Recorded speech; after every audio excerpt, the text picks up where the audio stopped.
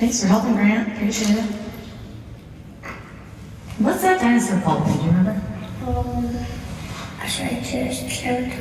A triceratops? Grant was just over 2.5 years old when he was diagnosed.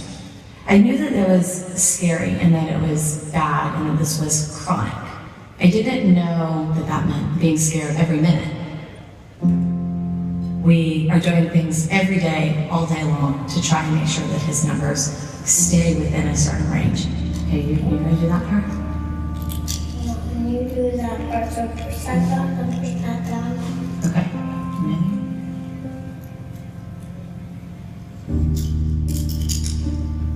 He wears 2 devices physically on his body.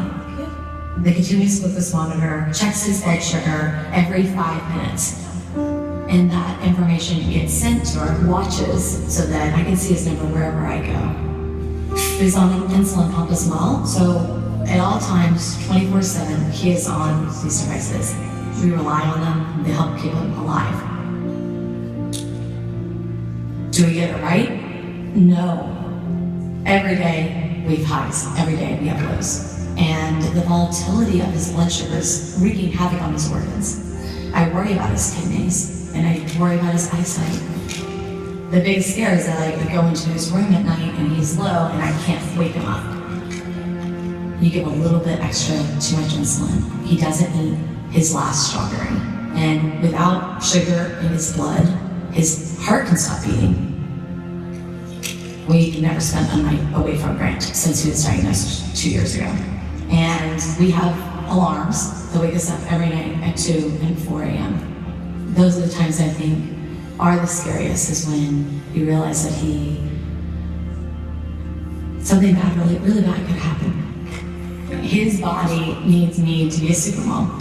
He needs me to be human pancreas every day of my life. And that is terrifying.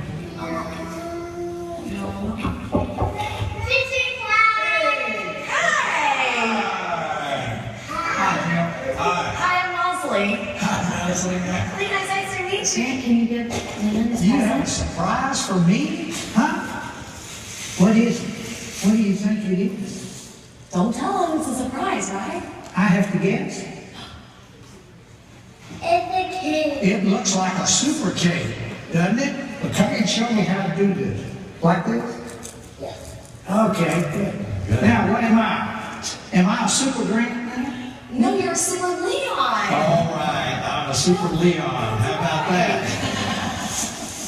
When I was diagnosed, I really didn't have any tools to work with. None.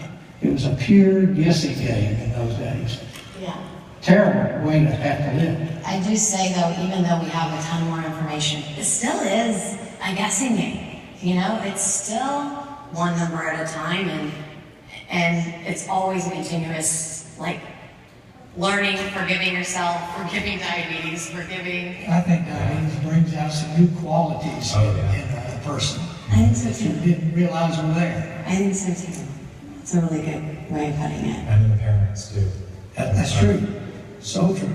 Yeah. You know, in addition to accepting Yeah. the fact that you have diabetes, the second part is teaching a child how to make choices. And Yeah. it appears that he's already getting there. Yeah.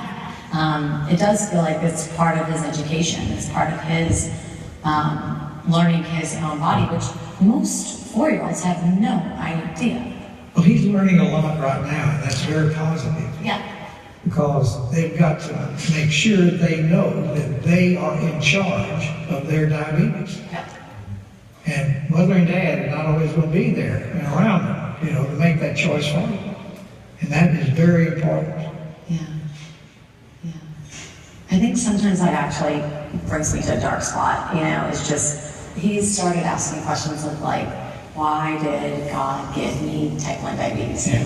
When is God going to take this away?